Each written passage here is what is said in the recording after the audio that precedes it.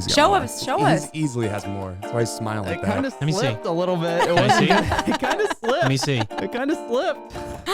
Oh my God, I'm the strongest man alive. Ted, clip this. What did I say? Put it on YouTube, Facebook, You lost to me? Are you Friendster. It kind of slipped. Are you I'm sick? telling you. Give me that again. No forget it. fucking chance, Fucking bro. bottom Oh line my for God. You, bro. You're sleeping in the dresser. I finally get a weekend off, and you cut your hair to try to look That's where all professional. strength went. Oh my goodness, this is the best day of my Carol? life.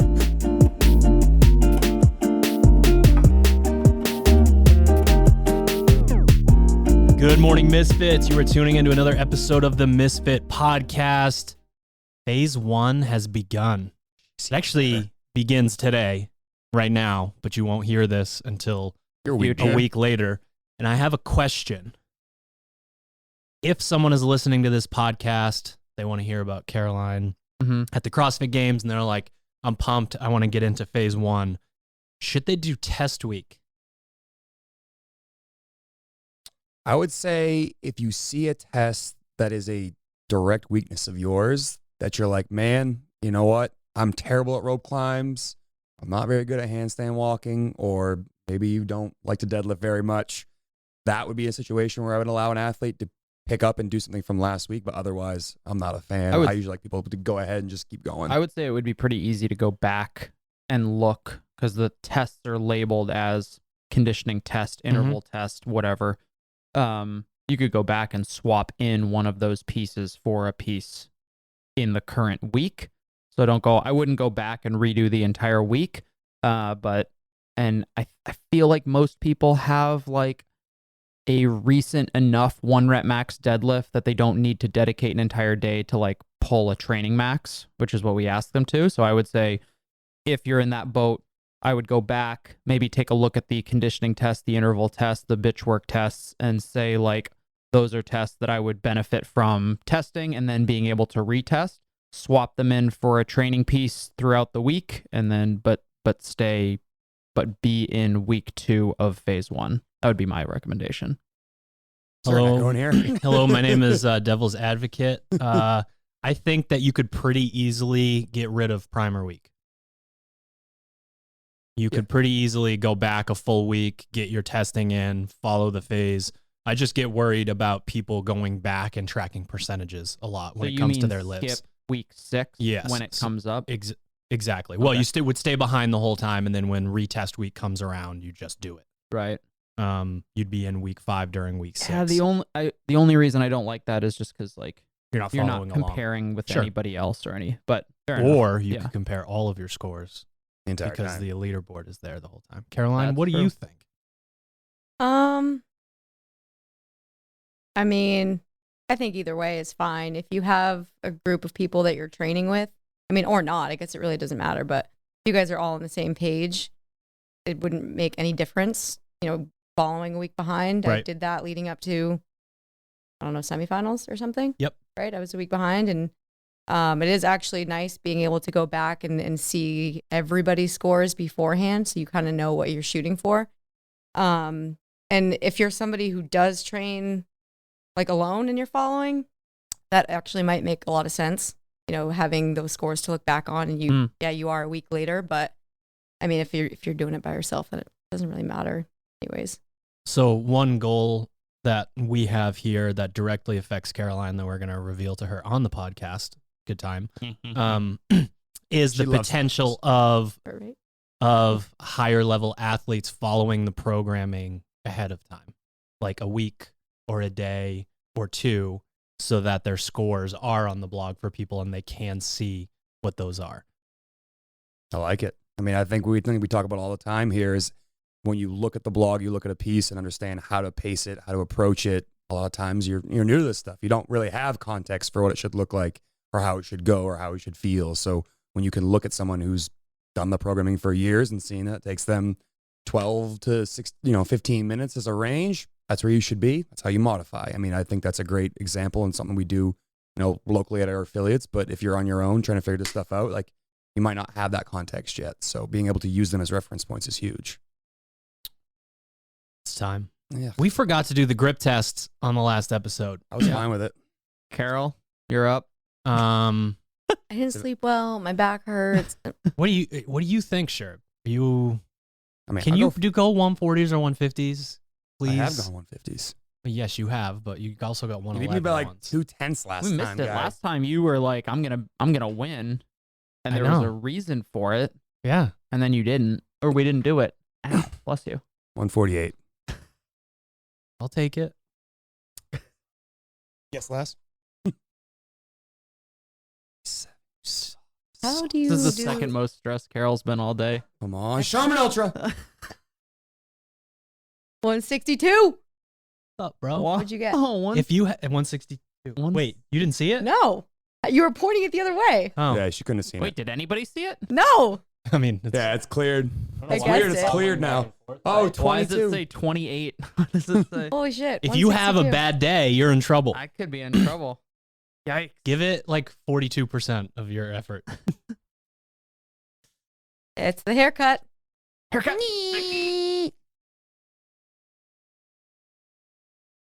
Fuck off. He's What'd got you more. get? He's got Show more. us, show He's us. easily has more. That's why he's smiling It like kind that. of Let me see. slipped a little bit. It Can I wasn't see? good. It kind of slipped. Let me see. It kind of slipped. Oh my God, I'm the strongest man alive. Ted, clip this. What does that say? Put it on YouTube, Facebook, Dude, you lost to me? Are you sick, bro? Friendster. It kind of slipped. Are you I'm telling sick? you. Give me that again. No forget it. fucking chance, Fucking bro. bottom Oh rung my for God. you, bro. You're sleeping in the dresser. I finally get a weekend off and you cut your hair to try to look That's where all professional. strength went. Oh my goodness. This is the best You're day up, of my Carol. life. Oh, God damn it. Podcast's over. How? Buck's Fucking hard. horse shit. It kind of slipped, all right? Listen. Boy, it's That so was offensive now. amazing. What, what is the appropriate finger placement? I, for me? I pull the thumb Interlock. close. You want to interlock or Hook fingers? grip. Well, fingers you touching. can't hook grip that thing. Yeah, I don't want to Drew hook hear grips it. it every time. Yeah. It's off now, so you might Can't want hook grip that. Speak Sorry. for yourself. Yeah, mine was off when I started. That's why. It needed time to You load. have to make crazy faces when you do it, though. She did Maybe last toot time. a little bit. Okay. Here we go. Caroline, grip test. Oh, you got to try way harder than that. Are you just not going to show us? Smash it. Do me a favor, just smash it. 74.8. Let's log that in the book. We have never had. Yeah, I think if you swing it around, it goes better. 81.6. Okay, I'll keep trying. I think I need one more. You need a primer. 84.4. 84.4 good. with a stabbing Oh. motion. Man, With a karate chop. Caroline, welcome back to the podcast. thanks. How are you? I'm okay. Are you surviving not training like with a clear plan in place? No. I mean, kind of. I've, to be honest, felt off really since we got back. How's your hamstring? Hamstring is fine. Is it Back though? spasm Back. yesterday. Oh. Just put my shoes on and was sitting there, and all of a sudden, but it doesn't feel too bad today. You're so Yesterday it was unfit. pretty bad. Falling apart. So yeah, I for don't the understand why that happens. listeners, I don't. Caroline trained very hard last year and essentially tried to peak for 2 separate events. And what that does to someone's central nervous system, really just we don't want to jump right back in. And for someone as dedicated as you are, that can be a bit challenging. And it's honestly, it's a good question for the community at large. What makes the most sense for people? I think both age and training age have a lot to do with it. So training age would be how much someone has trained. So you could be whatever, 27 years old, but if you were new to the sport, obviously you can last for a little bit longer at some of the more ridiculous levels of volume. And then not just the volume, but like, are you training? Are you putting everything you have into it like 12 months out of the year? So it's an interesting topic. It's one that I think a lot of people have to figure out through a little bit of guess and check. And then there's just something to like, I have to do this. This is exactly what I have to do. Sort of like the mental side that comes along with that. Yeah, I think it's important to take. I had this conversation with quite a few athletes. The 2 teenagers that are obviously competing at the CrossFit Games who are both 15, 16 years old and want to instantly get right back to it. They're a little bit different scenario than someone like Roy, who's been doing CrossFit for, I don't know, 12, 1,400 years. And he's looking, someone who loves to train and wants to get right back to it, but, needs to give his body the time it needs. So, I gave all my athletes the general rule of like at least 2 weeks of just like, have fun. Like if you feel like going to the gym and moving around, great. Don't take it serious. It's fine with me that you go in and work out on something, but like, you're not going in there with a specific focus. You're not trying to do the thrusters unbroken or keep all your rowing splits at a 130 or faster. It's just go in, move around, have fun. But for a lot of them, I just said, find something else that you like to enjoy doing and go out and do that. If you put off hanging with family or seeing friends or going to the beach or getting out on the boat on the lake, like go do those things for a little bit. Let your body heal, spend time in the sunshine, family, all those people that supported you during the, the last 11 or 12 months, like leading up into the season. They would love to spend time with you, I'm sure of it, and would want to have that, opportunity to be outside of the gym apparatus where you're like, always, I got to eat this certain way, do this certain thing. I have this much free time. So for me, it's a period for the mental reset as much as the physical reset. You have to also kind of think about your future self in a way as well, like 4 months down the road when you're in it, when you're in training mode, when you would be like, fuck, I would love to have a day or two to be able to go out with friends, go have a couple drinks, go on the boat, go on whatever, whatever it is, go ski if you're in Maine. It's like that's difficult to put yourself in a place where it's like, oh, I know I'm going to want to have done this in 4 months, but I think that's something to consider too. Well, like you'll be like, once you get in it, like you'll be grateful that you took this kind of time to yourself a little bit. And a lot of those athletes have that mindset when it comes to training and comes to growth. Like, you know what, I'm eating a certain way, sleeping these many hours so that in 6 months from now, it pays off at a semifinal or at the CrossFit Games. And as much as we're telling you to get away from that mindset for a little bit because you need the chance to take a break, like that's a great way to think of it. Like, hey, what am I going to feel like 4 months from now if I don't take my break? How am I going to feel the week before the Open? Am I going to have these 3 or 4 lingering things that are, haunting me from last season? Or am I able to, heal those things, take that mental reset so that I'm hungry and, fired up to get back into training versus like, all right, I guess there's a couple minutes. Let's get back to it. Oh. Yeah. I mean, I think a big part of like why I feel so off is because like we got back literally the next day we moved. So I've been just constantly on the go, like back and forth. And it's not that I'm like having a hard time not training as much because I would be fine if I was able to like come in, take class, like get a really good workout in and then I could leave. But it's like I haven't even gotten the chance to do that yet. So I'm having a hard time with that at the moment. But hopefully as things settle down, I'll be able to. You've got more like personal. Yeah. Like there are other things going on life. and yeah. So when you have like such a routine too, when it comes to everything that like I resonate with that a lot personally. If I figure out certain things that get me into the right mindset to exercise, to work, to, go home and relax, like in my personal life, and then I don't get that for a certain period of time, you can sort of tell that those things are off. So I feel like that side of it's very understandable. And the life of an athlete is so regimented that like, okay, it's not regimented now. That's more stressful. Yeah, go have fun. It's like, it's not as fun because I don't know exactly what's going on, like that sort of thing. Yeah. So like on days that I can't take class, like I would normally coach the 9 o'clock and then start working out. Like I had my to-do list, like my checklist that was very much in place for a specific reason. And now like I'm going to train by myself, just do like it's not as fun on the off season when you can do kind of whatever you want, but there's no one else to do it with. Right. So I'm going to take as many classes as I can.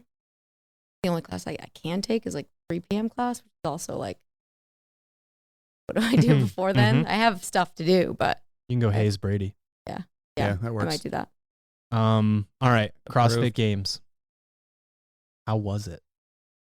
It was an experience. It was good. I mean, it went by so fast and like I'm still trying to like look back and go through each day and each event, and it's hard to remember everything and like all the feelings and all that stuff when I had 2 days of just packed. Right. Felt very isolated and like couldn't really, like with Granite Games, we had the time to like refocus like in the mornings and all that. Right. That was the nice thing about that. But being there first day, like, super exciting, not as exhausting, surprisingly, because it's a very long day. Right. And Thursday we had off. And then Friday was just exhausting mentally more than anything. And I think a lot of that had to do with the fact that once we left, we're stuck. Like, we could not move, couldn't leave. So that was hard for me. Like, I would have liked to be able to kind of like get my mind off the everything and being able to like guys and talk to you guys a little more, see my family. I think would have helped me a little bit kind of enjoy the experience a little bit better. Yeah. But no, I mean, it was great. I am obviously disappointed that I wasn't able to do everything. You know, I was going into the weekend with the intention of like taking every experience in and not worrying so much about the leaderboard, doing as well as I could have. But then when I find out they got cut, that they were making cuts, it put a little bit more pressure on how I was going to do. Like, I had to obviously do well to make it past a certain point, and I didn't. So I enjoyed it, and I'm grateful for the experience. But I just wish that I would have been able to kind of showcase everything that I'm able to do, and I wasn't able to do that. But I mean, I left there with even more of that like fire to go back. Yeah. I don't want to just be like a one-time games athlete. I want to go back, and I want to win a semifinal to get there. I want to do everything that I can in my power to get better at, you know, everything that I need to. And I feel that a little bit more now after experiencing that first cut. Yeah. It's funny. A lot of people asked me what I thought about the cuts, and it's like, well, there's sort of two versions of you when you're in the position that the three of us are in. You've got, you know, we all grew up either participating or watching sports, and you get it. Like, you know why it's not that different than a lot of other sports when they do, you know, multiple events or tournaments or whatever it is. My issue with the way that they is more how they execute on it than the fact that the cuts are there. The idea that the big lift doesn't show up until this point, and it's the same every time. The fact that this longer endurance event is there, and, you know, 9 times out of 10 has a longer swim in it. To me, that does not make the correct cuts, because you look at athletes who were in essentially the opposite scenario of you. There were some athletes that did pretty well in the swim kayak and then did not do well at all in anything else and made cuts. And is that a show of well-rounded fitness as an athlete? Now, again, there's the whole points, there's a scoring system. That's a whole nother topic. But like, if someone takes, you know, 5th or 6th place in that, and then, you know, does a 35th, 37th, 32nd, you know, that sort of deal, are the cuts being made? You know, it's really just a stretched out version of the argument that happened when they made the ridiculous cuts way back. Yeah, they already banked enough points to keep playing. Right. Yeah. So like, I think that when you program the whole weekend and you are going to make cuts, you have to be mindful of the test is there. You want 9 events for these people? Okay. If these were the only 9 events, do you think this would be a good test? I think that matters. And of course you're going to hear the, well, we're just trying to find the fittest person. Let's not. Like, it's a professional sport. Every single person there's a fucking monster. When it looks like someone got their ass kicked in a Metcon, you go look at the leaderboard and it's 37 seconds and you're like, holy shit, that's how close all these people are. Yeah. Like, when you go look at scores of Metcons and you're just like, wait, it was just that transition from this to this, or this person, you know, sprinted whatever. Like, really? Because it doesn't look like that when you're watching it. When you're watching it as a fan, you get Cheeto dust all over your face. They should have gone unbroken, that whole spiel. Yeah. But like, that's how I feel about the cuts. It's like, okay, if we're going to make cuts, you better be a good swimmer. And that just, to me, is odd. for what CrossFit is and what CrossFit's supposed to be. I think I actually had this conversation with you at one point during the games. It's like, it'd be nice if one year, for example, they decided to flip-flop their structure. What if they put more of the outside of the gym stuff on the back half of the weekend, and you had to earn your The problem right is the spectators, of course. is the flow of the weekend. Doesn't make sense there. Yeah. So it's like, It's all a right, like, is catch-22 there a middle ground there? Is it then, do they fall in the middle of the weekend? Like, the swim would be like the last thing that happened before the cuts, as an event 8 and 9, the swim and kayak. Maybe a new venue gives potentially it gives the potential opportunity for something like that. Because you're right. Like, who wants to like end the CrossFit Games or like, oh, they came back from the kayak first? Like, that would be very anticlimactic.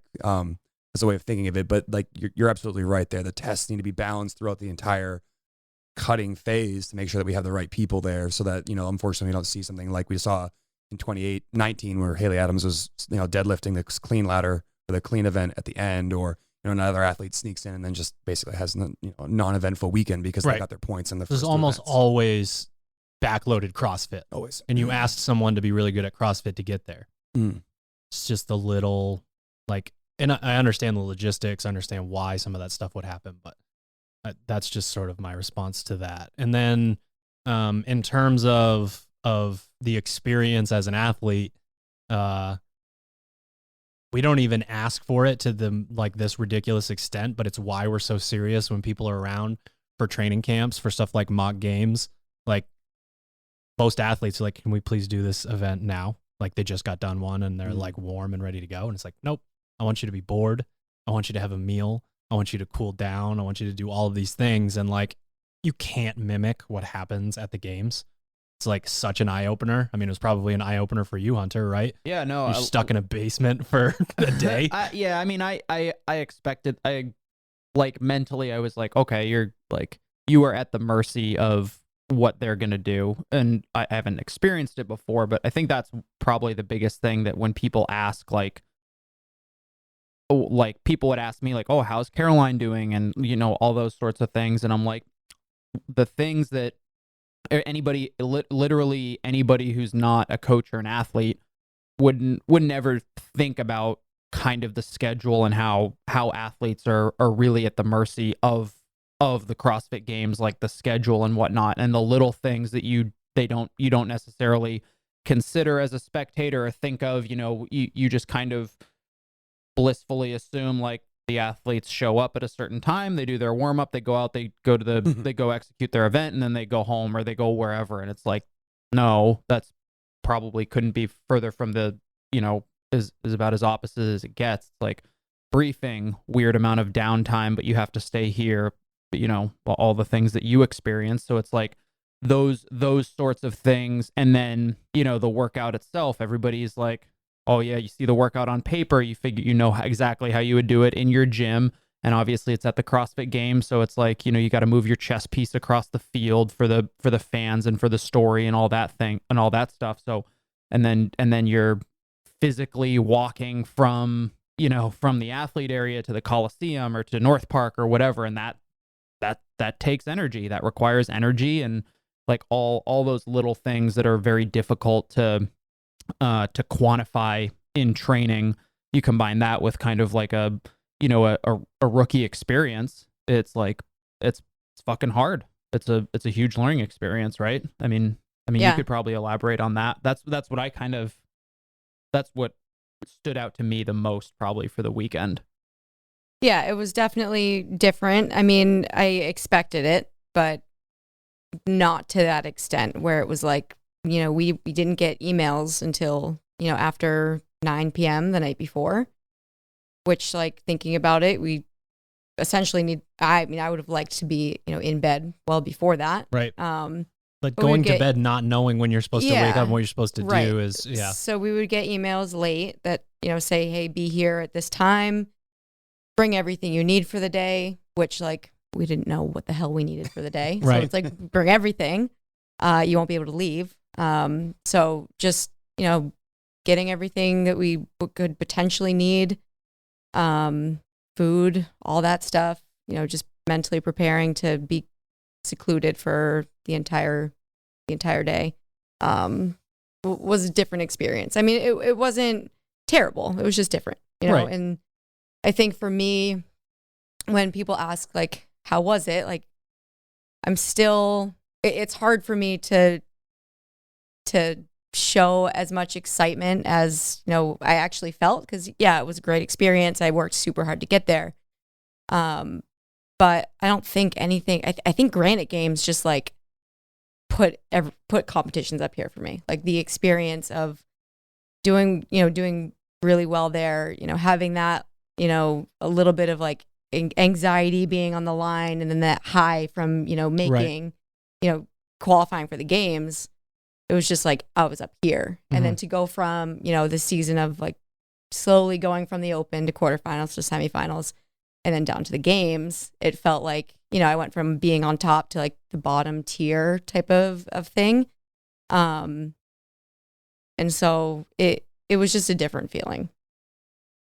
The swim, I will just say, felt like a victory. You swam a mile in 30 minutes. 3 weeks after you swam a 500 in 15 minutes. Good. Yeah. Yeah. I saw Hunter you guys. and I were on the rocks. Yeah, like, I saw when I had my walked watch out. like, I saw listen, you. I was like, context I did is it. Like, everything. it was like, we don't do that during, you're out there doing burpees and shoulder to overhead or whatever. And it's like, yay, you did it. Like, that's never going to happen. But you made so much progress in that period of time. And you showed up with like a lot of people, like even if they get good at like really good at swimming in their, friend's pond or wherever, they freak the fuck out when they get to the games. You just went out there and did your thing. Mm-hmm. Yeah, no, that was nice to start with. Like I felt I was super proud of it. The fact that I was able to do that without like one stopping. Sure, I was fucking slow, but I mean, in relation to everybody else, but I stayed calm and I didn't panic, and that's the first time that's ever happened to me in the swim workout. So I was really happy with that. So that was a win. What was the kayak like? Everyone wants to know what the kayak was. Kayak it was weird and frustrating. And did any of you see the people in the Olympics doing that? Oh, yeah. Oh That shit was my fucking God. awesome. That As is, they announced it. That's what I Googled for like 6 hours trying to figure out. It how is the fuck they're insane. doing It Watching reminded them, like, me of the kids with the cups. Oh, the stacking cups. Those up kids and that down? do the crazy cup shit. yeah. Yeah. That's what I thought of when I saw it. I was like, Like, what is okay, well, if happening I right would now? have known, like I need to go real fast, maybe it would have helped. No, it was hard and frustrating because like you would get a good rhythm and then all of a sudden you're like, okay, now I'm not in a good rhythm, and you have to try to reestablish that for 3 freaking miles. It felt like I wasn't going Did you anywhere. feel like you were like chasing someone ahead of you? Could you see someone, or did you feel like I'm trying to get from point A to point there B? were a couple people that I was like, okay, I want to try to pass this person or get as close as I can. And then I felt like I was on a roll, and then they would get farther away, and then I would, creep back up a little bit. And then it just got to a point where I was like, okay, just need to try to keep moving in a straight line. But yeah, no, it's definitely something that I would like to continue to do and try to get better at, because I'm sure it's fun once you know how to do it. I mean, it is fun in general. I've never tried to do it for speed. Me either. Yeah, Never it will. was. Usually I have like a camera with It was. me, but It was weird. it Like is fun. I got some pretty gnarly blisters just from holding the oar. Yeah. And my hand went numb a little bit, but Yeah, I Progress think- seat. yeah. I think so. People have been joking online how many athletes are going to go buy a kayak and then Castro's never going to do it again. But if you lean into learning new things like that, you're going to be better when the next iteration of what the fuck is this? Like that absolutely works. 100%. That's skill You transfer. see you see the athletes. The person who comes to mind is Cody. Always wanted it to be shit like that because he prefers those types of things to figure it out within the moment. And that comes from a history of just being excited by new shit like that. So instead of being stuck in the like rut of, burpees and pull-ups and whatever, as a budding athlete, you should want to try mountain biking, road biking, trail running up a mountain, just all these things. If you do all of those things, you will get better at random shit. You'll be more confident the first time you kick up to a new handstand obstacle, whatever. When you learn that it's just a little bit of calibration. Okay, I'm a little too forward, I'm a little too backward. It's like, fine, it's good to go. You have a much better shot than like, oh fuck, I'm a CrossFitter. I don't know what is this thing that I'm doing. So go get a kayak. Yeah, I mean, and that's one of those things where it's hard and it takes a lot of like accuracy and coordination. And I think something like that would transfer to a lot of other things. So yeah, I mean, I'll get a kayak, try it. It was like 50 minutes of me just like talking to myself, trying to get through it, counting, saying random words. Like, oh, you have to count in those. Like when I'm in something like that where I feel like I can't get out of it, counting is my go-to. I was saying random, just the most ridiculous things in my head. Heels, hips, pull, scoop. And I would like zone out and be like, what the fuck am I saying? Like, whatever. So bad my went to ice cream when you said scoop. Scoop? Yeah, you said scoop. All right. Sled drag, pig flip. Oh, yeah. Lots of muscle ups. Oh, yeah. Muscle up That was party. fun. That was the one you said you wanted to do better on. Yes. Yep. I wish that I had. I wanted, that was a workout where I finished. I was like, fuck, I want to do it again. Like, because I figured out just like stupid things. Like, I had my belt on and that ended up getting in the way. So, like, the pig flip was harder. I didn't have my belt on in the second half. Pig flip was way easier just because it was like getting stuck. Like, just stupid things like that. Yeah, it was a fun event. And I just wish that I went into it with more of a, I don't know, a plan, kind of. It's hard to plan for something like that. But once you figure something out, you're like, fuck, like I know I can do better. How those ring dips on the straps? Oh my God. Because no one could kip by creating, as we teach in our YouTube videos, by creating momentum from the turnover. So like even Tia, who obviously crushed that workout, would turn over, stop, and do the knees in front. Yeah. So like half of hers were strict. Yeah. But when she had to switch to the kipping, so it's like, was this a new movement? Like I'm trying to do. Yeah, that I was not prepared for, and I didn't realize what was happening. Like at the time, I was just like, muscle up, it can turn over. But then like all of a sudden, I was like, oh no, I'm gonna fail the dip. So then I have to break, and then didn't know when to go back up because they didn't feel easier after breaking. Right. So it was just one of those things where I tried to do, as much as I could. And then when I really felt like I wouldn't be able to block it out, I just needed to wait. So I made up some ground on the bar muscle ups. And then the second set of rings was just pray that I can get up there. But yeah, no, those ring dips were insane.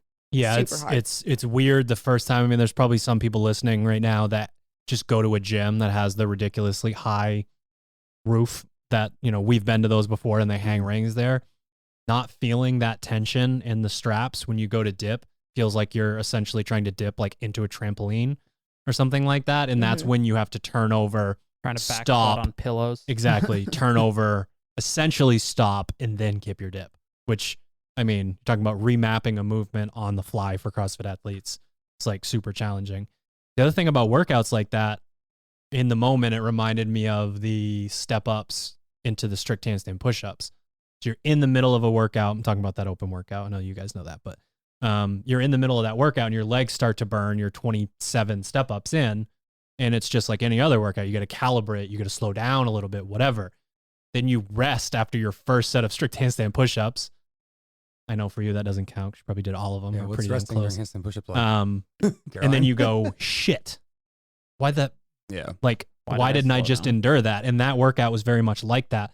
There were people that were taking their time on the pig flip, but it's like, you get to those rings. Not, obviously, a lot of people didn't know that they were going to feel that way, but you get to those rings and it's like the workout basically resets. Yeah. Like it starts over.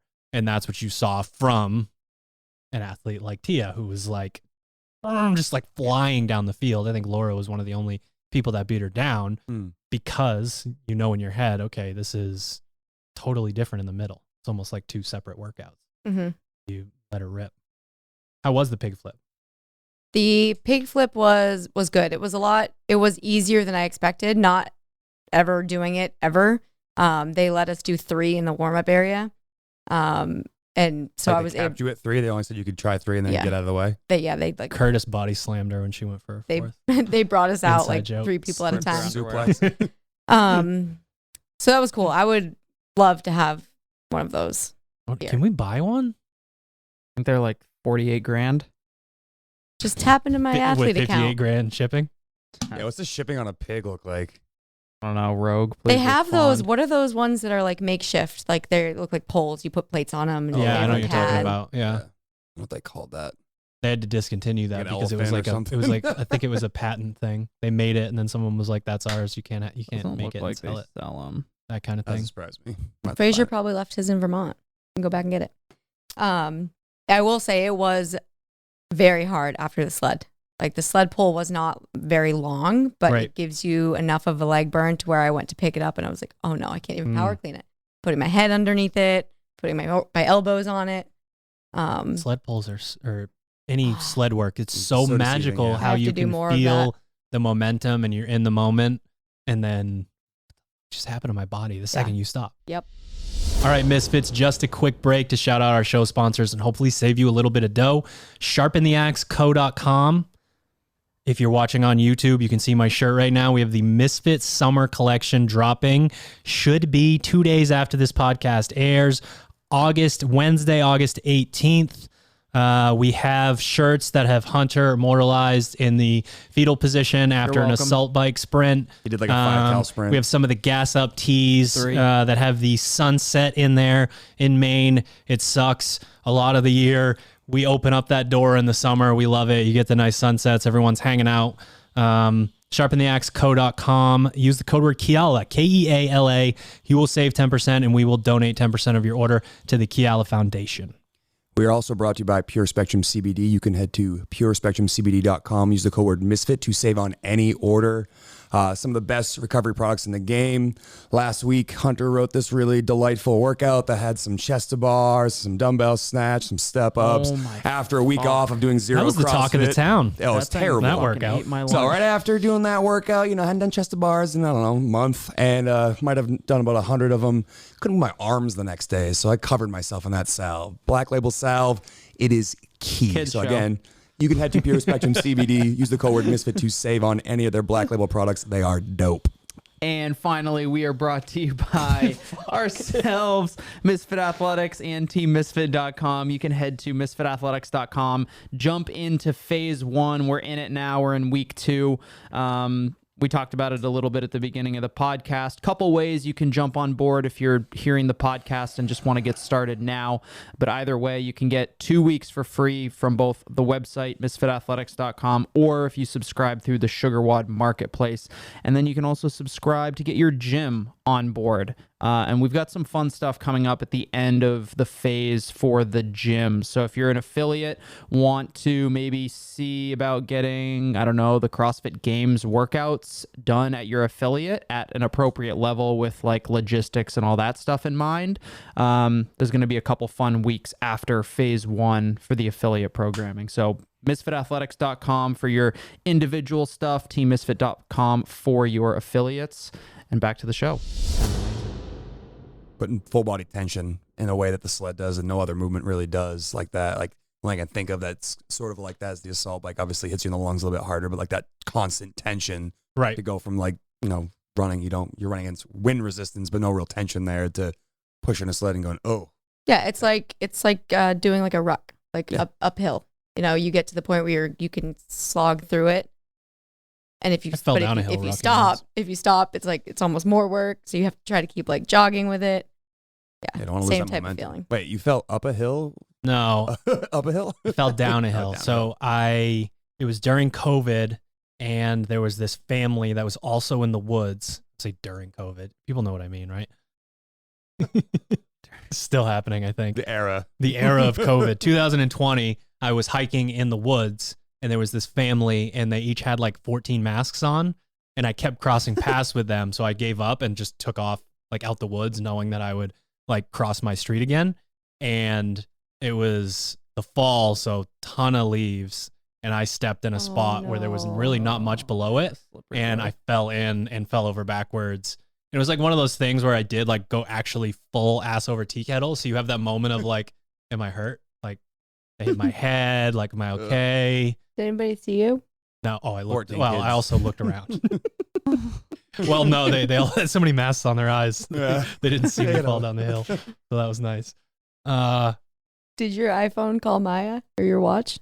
There's no service where I open. live. So Isn't there like Have a you protective fallen? thing on there? Like, He pushed his life alert. It didn't work. yeah, I have life alert on my, because my phone tells me that my HRV 6 or no, your Oh, VO2 God. max. yes, I have a below average VO2 max according to Apple. So do you though. Yeah, I know. I'm fucking dying over here. Sherp's dying. Okay, event 3, 550-yard sprint. How was that? that was fun. Yeah. Yeah, that was, I mean, you've just sprint. Like, talking about it beforehand, like, no, it's not a sprint. Like, it's a run as fast as you can. Right. Which, I mean, some people are like, well, that's a fucking sprint, you moron. But it It's very just not much possible was to like sprint 3, 500. 2, 1. Like, it was, it was a Everybody goes fast. fast. Yeah, too. yeah. How was it maneuvering and Frustrating. because we were Like, Didn't watching yank like any ponytails or take any feet from I underneath? almost thought about sticking out a foot. Swoop them. Sweep the leg. Yeah, I mean, because, and then everybody, once you get going, tries to get off to the left side. So it was like, okay, well, I have no other choice. And then when things do open up, it's like the sprint to the finish. right. I mean, it's not like, I can't say that anybody was in front of me, like making me go slower, because I probably couldn't have gone faster if I tried. But yeah, no, that was actually a fun event. I've never like done that type of thing straight through, Right. like single distance for time. So that was fun to experience. That's a crazy distance. That's a It's really like- gross distance. Yeah, that's a gross distance. I don't know how to say his name. So there's the Steve Prefontaine movie, like the actual theatrical movie that they made. I don't know. Is it Billy Crudup? Billy Crudup? I don't know how to say that guy's name. I like Crudup. Is it Crudup? like He it. plays Steve Prefontaine, and there's a lot of that in it. This is what it made me think of, is when they do the mile at the Olympics, there's like the gamesmanship of leading and drafting and staying in this whole, and he was famous for like he refused to not be in the lead, and it cost him a bunch of races. Mhm. You want to see how much guts you had at the end of a race. That was like always his thing. He's like, I Right. want to see who can run fast, but who's got the guts at the end to like fucking But then the best send in the it. world would draft and pass him. Yeah. Essentially. Event 4, 10 down to 1 of wall walks and thrusters at 135. Yep. How That was That was fun.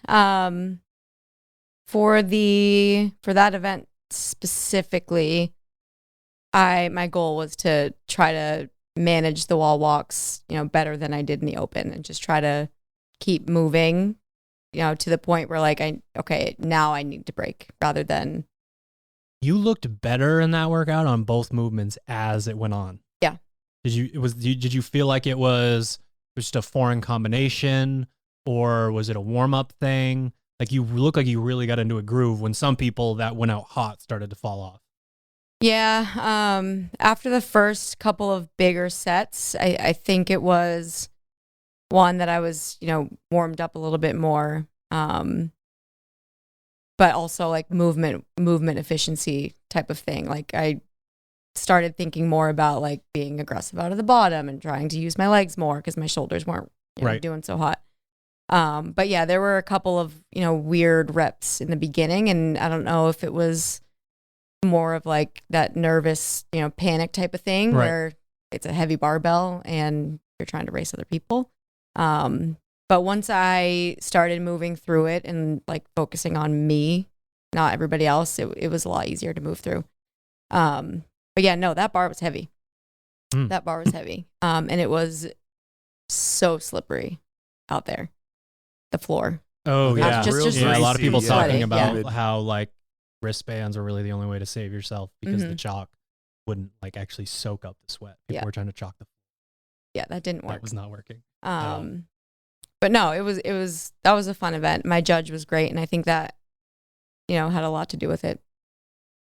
When judges are not assholes and they just like do what they're supposed to do. It was more Judges are enjoyable. supposed to count. It was more Just gonna enjoyable. throw that out there. Event 5, ski. rope climb. Yep. Cheese carry. Yep. Mm. I think that one was probably my favorite event.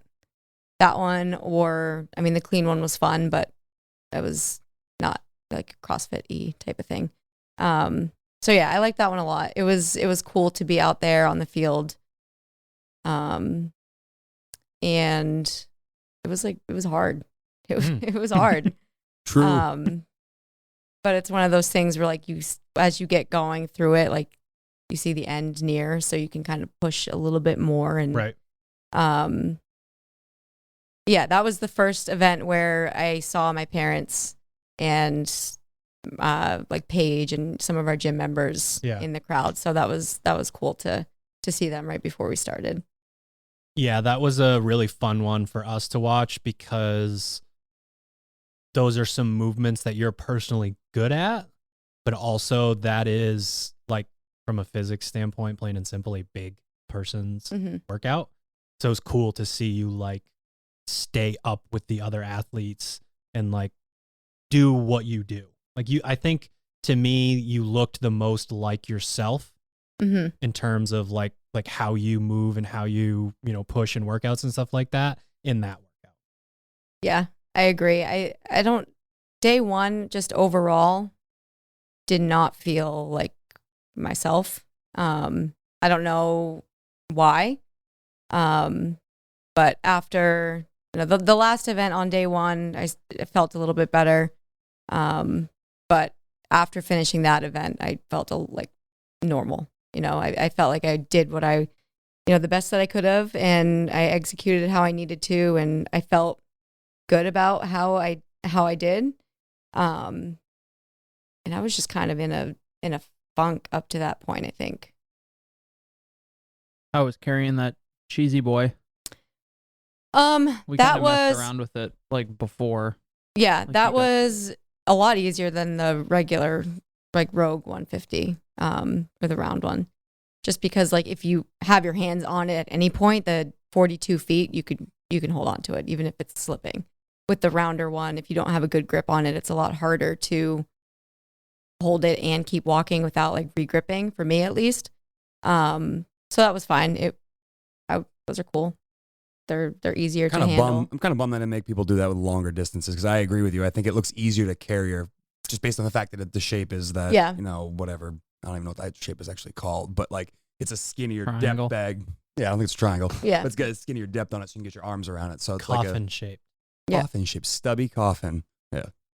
Take it easy. That's what it is. Yeah, This is a kid's show. if it was a longer distance, then you probably would have had to take the time to get it in your lap more, get underneath it, because you can't really pick it up at the bottom or it tips over.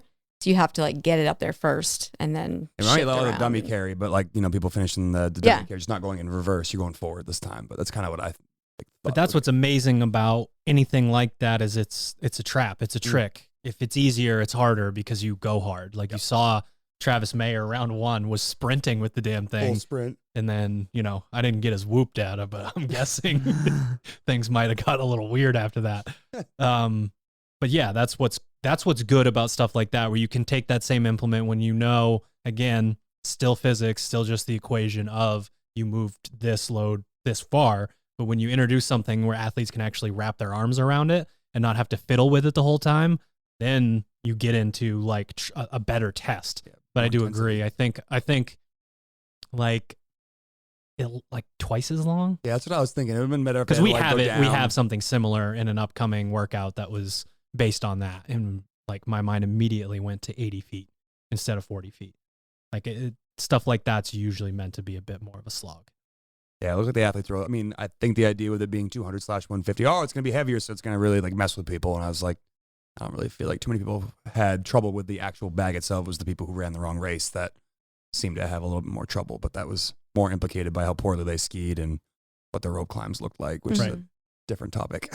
So events 6 and 7, clean run, clean ladder, to set the stage for everyone.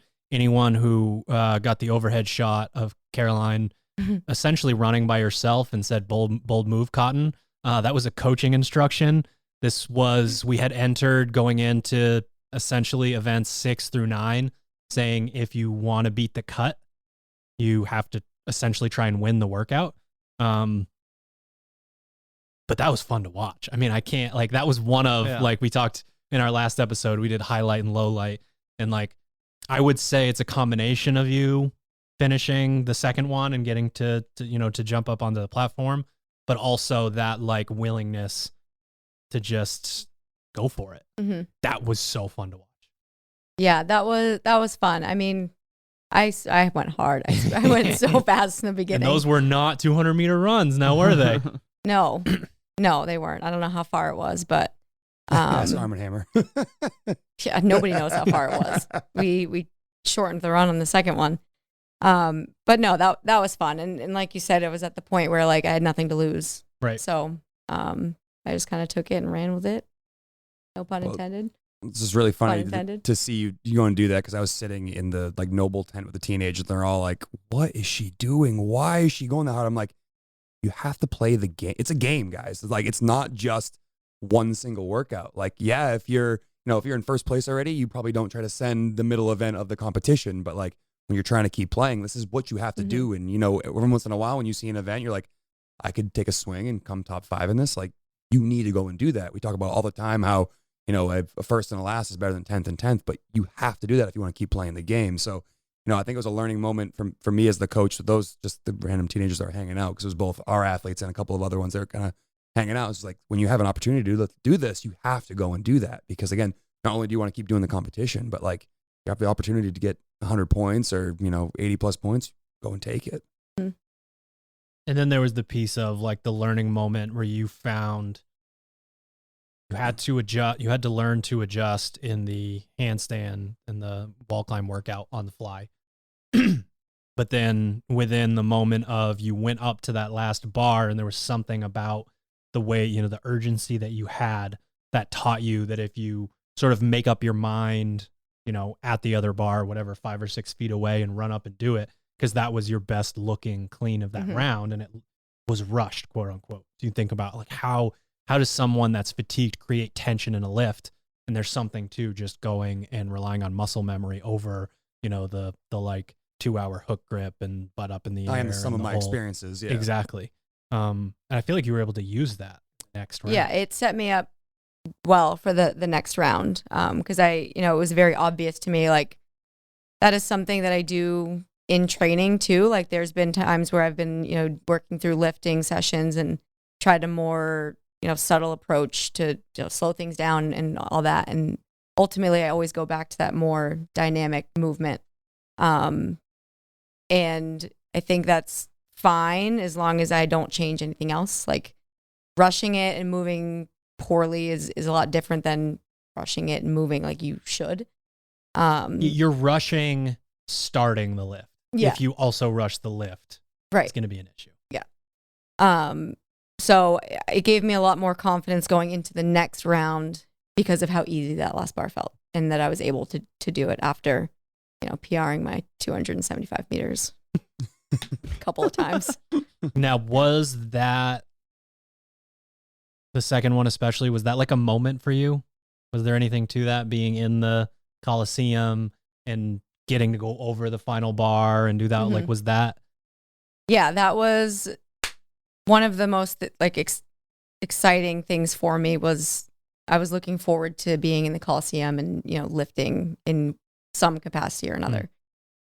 So being able to do that and hit these lifts almost like effortlessly down the ladder and being able to finish it, that was probably one of the highlights for me. That was really cool, especially, like, it wasn't easy. Like, those bars, I had to be confident picking them up, and there's been a lot of times where I felt the bar feel like that and I've dropped it, right. So it's one of those things where I can take into training moving forward too, right. Like, being able to recognize what these, things feel like and use it to be better, in the movements that we're doing. Yeah, I think that was one of the best parts for me was having that moment and feeling it, and, not just brushing it off. Like, there is a lot of things from that workout that I can take moving forward. Right. Which is good. It's nice. Yeah. I think the takeaway for being able to use it in the gym is, yes, you went in there and used the crowd and the moment and the Coliseum and all that to decide to lift a bar that's 90% of your max on the competition, the short bar. Mm-hmm. So like, but you can take home that you did decide. So what other scenarios are there where as an athlete, because everyone knows that feeling, the very first time a snatch or a clean feels way heavier, even though you only added 5 or 10 pounds, it's just psychological warfare. My mind do that. Instantly went to when Kenzie was visiting and you two were hitting the snatches, like leading up to the CrossFit Games. And I remember just getting to a bar and you could tell that like you pulled it once and like psyched you out. And you're like, I'll give it another go. And then it's same deal. Like you got a better pull on it, but still didn't go over your head. But now going to the CrossFit Games and having a bar that, different movement, but a similar feel, being like, nah, I've done this enough times to know that if it's going to feel heavy, but I can keep doing what I always do and going to end up where I want it to end up. And being able to set your mind there is pretty crazy to think of how powerful that is when you're talking about what the last bar weighed relative to your max. Like that to me is one of the coolest moments of the games. Was I knew you going into that last bar was going to be like, it wasn't going to be easy. And to see you hit it was really, really cool. And I mean, our perspective is important, but we're like, I don't know what the analogy is. We're sitting in the lifeguard chair with our, sunscreen on our noses or whatever, blowing whistles. Like we can see when you pull, whatever 190 snatch, that if you moved your feet and went under it, that it would be a successful lift. But you're not feeling what you're feeling. So when you're able to overcome something like that, that's super important because it gives you, again, ammunition to now go in the gym and be like, who cares if it feels heavy off the floor? Mm-hmm. Like, sometimes fucking 95 feels heavy off the floor. Done enough before, right? Yeah. Checks out. Handstand walking course. This is, I feel like a tale of two situations. Mm-hmm. Oh, yeah. 7/8 of it was pretty awesome for you, right? Yeah. I mean, that for me, like going into it, I didn't know what was going to happen. I tried to prepare myself for either scenario. Like I have a good day, I'm able to get up and over, or I don't have a good day and I get stuck. And yes, it's frustrating, but 5 minutes is going to go by and then I'm off the floor. So being able to make it up and over in one shot, like I didn't fail anything, I don't think, leading up to it, turning around, doing the same until like the last part. I had a couple tries on there. That for me, like that was a win. Great. And then I kicked down too early and started sprinting to the end where I could have finished. Right. And actually gotten to the end. So it was one of those moments where I was like super happy that I finished it. Right. But like was kicking myself in the ass for not paying attention. Like it was a stupid mistake. And we talked about it beforehand.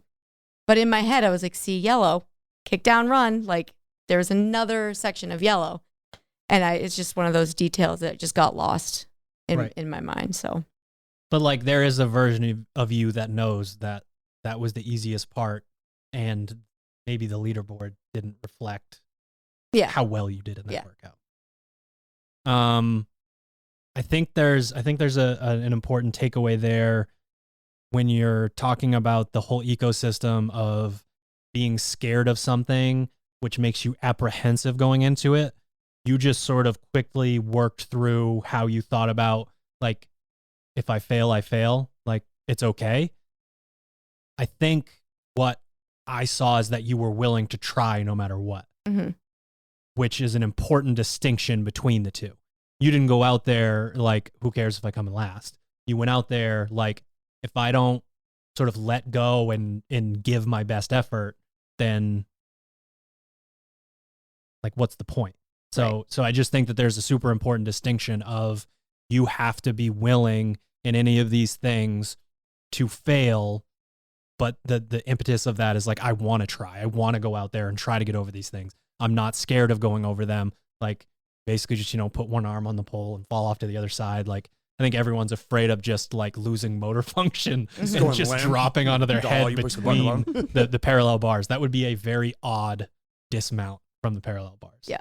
Like that would be weird. So I just think it's important to say, like, again, the willingness to go out there and try no matter what. To like just keep going up, try, keep going up and try.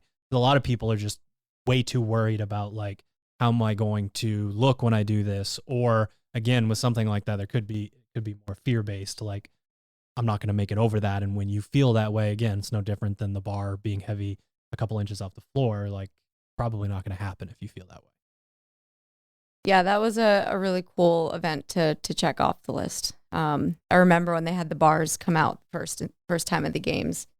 And I was like, holy shit, that looks terrifying. But doing it here and having those bars to practice on made all the difference in the world. Like, even just doing it, I did it like maybe 3 or 4 times. Yeah.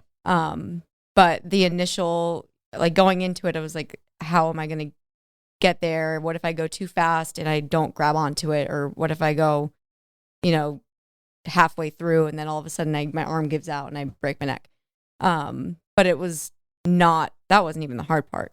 Like, the hard part was getting up the stairs, There's also a lot of handstand walking in that. There was a lot of handstand walk. So on the way, I feel like that was an afterthought. Like, like if that event without the parallel bars was something that they had to do, like, I don't know, rewind a handful of years, people just would have been like falling over because they couldn't handstand walk.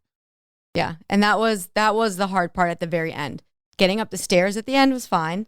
But then getting up, like, once you're at the top, I was like, my shoulders were just burning. You could so tell much. that transition. It was hard to go to exactly. the that the reach pole. looked like a So I think thing. I had like either 2 or 3 attempts before I got on the poles and finished. But yeah, no, that was really cool to experience. I think Checked it off my list because Wadapalooza a couple of times, regionals was just like, I thought I was prepared to do it and just blew it. So the ramp. Yeah.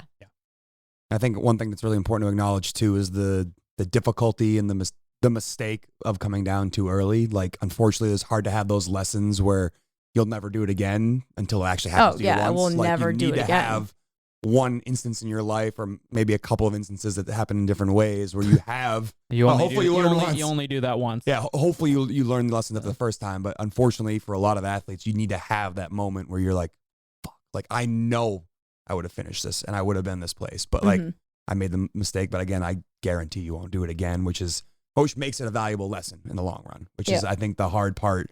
In the moment you might look at it and go, "All right, I should have had 20 or whatever more points," but at the end of the day, you go back again, you're not going to make that mistake, which makes it valuable in the long run. Yep. Echo bike power snatch. Oh, that was hard. Too soon? That was hard. Again, nothing to lose. So I went out really hot and then had to. Yeah. I mean, I had to. So it was extremely painful and it did not pay off. It didn't.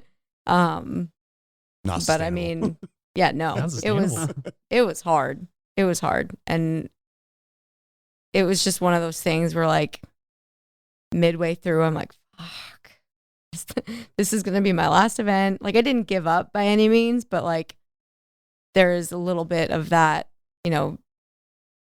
devastating feeling where you're like, I need to keep, like, this hurts so fucking bad. Right. And it's not going to be, it's not going to mean anything on the leaderboard. But I think the important thing for me for that workout was that I started out how I kind of needed to, and I didn't, like, I did not quit. Like, I tried to hang on as long as I could. So it was a win for me mentally because I didn't let myself get to that place where, I was like, oh, this is it. Why am I even going to finish it? Right. And I really did try to finish as hard as I could. But my fucking bike didn't turn on my last round, by the way. Yeah, everybody said that. Everybody's. I saw one. I saw 1 calorie. Good job. I saw one girl. Won't Get say off who in it 6 was. seconds? Oh, like so fast. Like, guy was like, yeah, that's probably 3, 6, 9. Done. See ya. I was Yeah, just like, what the right? hell just happened? Yeah. Like, some of the people that did really well in that event When they were were- on the bike twice, 3 times as long as When they were briefing that, when they were just like, don't worry, the judges are going to reset all the like, you've got 3 bikes. They're going to reset all 3 bikes. The green light's going to be blinking. And you could see it from our side, like the back of the bike. You could see like the green lights blinking. And I was like, there's a 0% fucking chance that all of these bikes operate exactly as they were supposed to for the calories that were. They need, like, Kenzie said that too. She was like, Yeah, my judge was just like counting like every 3 revolutions. She was like, It's like a that's a treadmill calorie. gate from And 2018. I was like, what the? How the fuck have we not figured that out yet? And like a giant lever that someone just pulls from behind a curtain. and just all the bikes turn on. because their thing too is they have like the competition mode on those Echo bikes, and it's just like supposed to. Did anyone be beat idiot-proof. Craig Kenny's world record 800 at the Olympics this year? Nah, I missed it. I don't think anyone beat him. What event that you did not get to do did you want to do the most? Saturday and Sunday. I think I know the answer. I can read them. I know the answer. Let me think. There's a tie. Wait, I think I know. What? Yeah, What 2 workouts are you guessing? I'm gonna guess the pegboard Okay. and Guess all of them. yeah. Well, that was the only one. When you said there was a tie, I kind of forgot about the other workouts. So, the yoke, pegboard and the yoke.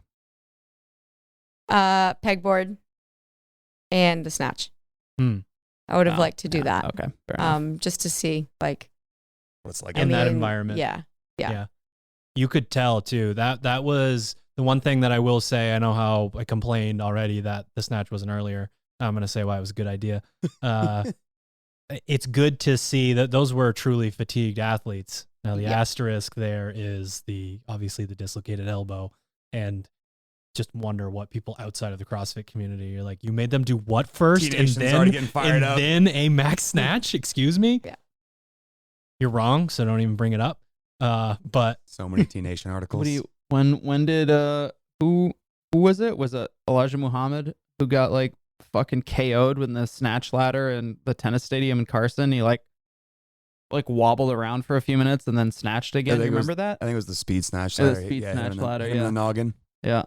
Some of those days, the weekend. It's like the temperature down on the 400 field. degrees down there. Yeah, it's like 812. Are we slow cooking a brisket right now? What the fuck is happening? That place is terrifying. Brisket there, yeah. Fucking peasant. So those 2? Yeah. The pegboard was one thing that I really wanted to do at the games. So it was unfortunate that it showed up and I was not allowed to show up. Still allowed to show up. Yeah. You are not allowed to be. I was locked out. So 2022. You've already said you're pumped, ready to go. Yep. Yeah. I mean, one thing that I, looking back on this last year, and people are asking me like, how's the games, blah, blah, blah, blah. Honestly, everything leading up to the games was way more enjoyable for me in a way. Like the training with you guys, and like it was just a different experience, and I had so much fun leading up to it. It wasn't, one of those scenarios where I look back and I'm like, oh, it's games training again. Like right. I genuinely loved everything about it. So I mean, in a sense, like that, it was all like worth. I mean, the games experience, yes, it was great. I loved it. I want to go back like more than ever, but I really enjoyed everything leading up to it. On a different level. So I'm really looking forward to doing that again and talking with you guys and kind of setting myself up, with my career duties and my personal life and organizing it in such a way that I'm able to do that, with more of a purpose earlier on. Yeah. So like training in phase 1 and leading up to everything. Like, right. I think I need to take what I did leading up to the games and start earlier, if that makes sense. Like I don't want to like start games training now, no, obviously, but I think I learned a lot from how I approached training, and I can use that to a serious advantage going into next year. Right. Because I am, like I said, like I want to go and like win a semifinal event. I don't want to just be on the line. I want to go and make a statement and work my ass off to do that. So one of the things that we talked about in the episode after the Granite Games was this big transition that you made in terms of your mental game and then what you felt like at the Granite Games, how you felt, traveling and just being there, warming up and competing, and that you weren't like something changed when you went and did that. I think it's really cool to have that reference point to then say, okay, so I have experienced the games once. It didn't go exactly how I wanted, but I know that I've been through this before and I've learned how to change, mindset or warm-ups, or there are some athletes that like to be super relaxed in the back. There's some athletes that want a pep talk or whatever it is. Like, you figuring out those things and making those adjustments and us making them with you. Like, that you can go there and you're always going to be super fit when you get there, but now that there are some adjustments that you can make, just from like a mentality standpoint that would obviously have like huge ramifications on how you do at the actual game. Mm-hmm. Yeah. I'm looking forward to the next year. And I do think that there was a difference between, how I was feeling at Granite Games versus the games. And I haven't quite been able to like evaluate that and write it down. But I'm working on it. We'll have you back on. What's that? We'll have you back on the podcast. You guys have been quiet over there. How you doing? I'm learning. Taking it in. Yeah, taking it in. Oh my God. You get your ass kicked once in the grip test and you fucking clam up. Fucking garbage. He's upset. He's going to break that thing. Back. 140? That if thing you back. think that I'm going Can't believe you lost to me, bro. them see your score now, you're wrong. You're all angry now too. Yeah, I'm all pissed. I can't have you doubling my score. That's no good. Did you skip breakfast this morning? No, I had a breakfast sandwich. Oh, was it a thick one? Was it heavy on your hands? Yeah, it was a little greasy. Yeah. Bacon Unrelated. grease. Yeah, there's the bacon grease on your hands. You're on a breakfast sandwich kick. It's been like 2 weeks of breakfast. Well, Sammies. the problem is that I like the fasting thing is good, but I don't like, people think that fasting you like eat less. It's just like you're supposed to eat the same amount just in a smaller time window. Yeah, but I don't you fucking just do eat. that. I just skip an entire meal, so I get 2/3 the calories that I need to. So I'm like, well, I need to eat breakfast now. Yeah. And there's a lot of strict pressing in phase 1, and you don't want to press less than Caroline. So, breakfast sandwich. Yeah. I had to try pretty hard not You're to still press on the- less on than the her road this to past get there. weekend. That's, So road to. You started eating too, right? Sure. Yeah. Should do I a didn't. documentary. Sure road felt to the personally strict press. attacked. I did. Like, feel he- personally Road attacked. to the strict press. Road to strict pressing Road to more than strict press. Carol. Good luck. It's a year-long documentary. It was the Ideal Day podcast, the Ideal Training Day podcast, and Sherb felt like we were trolling him the whole time. And like, I didn't pick up on that at all. So now Sherb's eating breakfast, I think. Is that right? Eating like a little brunch before like normal lunchtime. But I just talked about how if people think that they should eat exactly how I do, and I don't know anyone who has the same lifestyle as me. So I'm not sure how those things, right? in the So world. Sherb's like, what the fuck, well, man? Why are you talking I did shit? the intermittent It's like, fasting as well. It's just like, we're talking about a little bit more how, it's not necessarily the best idea to backload your entire day, especially if you are exercising a bunch and you need to somehow fit 3,000 calories into like a meal and a half or 2 meals. Like eat starting 2 at, bags of frozen shrimp. starting at like 7 p.m., try to get 3,000 calories in before 9 p.m. That's a pretty tall task. So, trying to mix it up a little bit. Because I really do enjoy the fasting. And I think it's a great way for someone who's, struggling with maybe being overweight or just struggling with cravings and whatnot. I think it's a really good lesson. And I think it's very healthy, but like anything else can be taken to an extreme. And if you have goals that don't align with, a 14-10 or a 16-8 or even a 24-hour fast a couple times a week, like make adjustments and you can find ways to mix in those fasts in without. I think we committing might fully. need to have a fasting episode again. Fasting Anonymous. And talk about that, because there's actually been some good research on some of the ways that if you don't use it properly, Right. a lot of people are losing muscle mass and things of that nature. But we'll get there Out of my eventually. legs, I guess. Any final thoughts from anybody? I'll see you back there next year again. Yeah. I'm ready Yes. for it. Mark your calendars. 1 year from today, the post games podcast. Right here first. Boom. All right, ladies and gentlemen, thank you for tuning in Nudie Magazine Day. goodness gracious.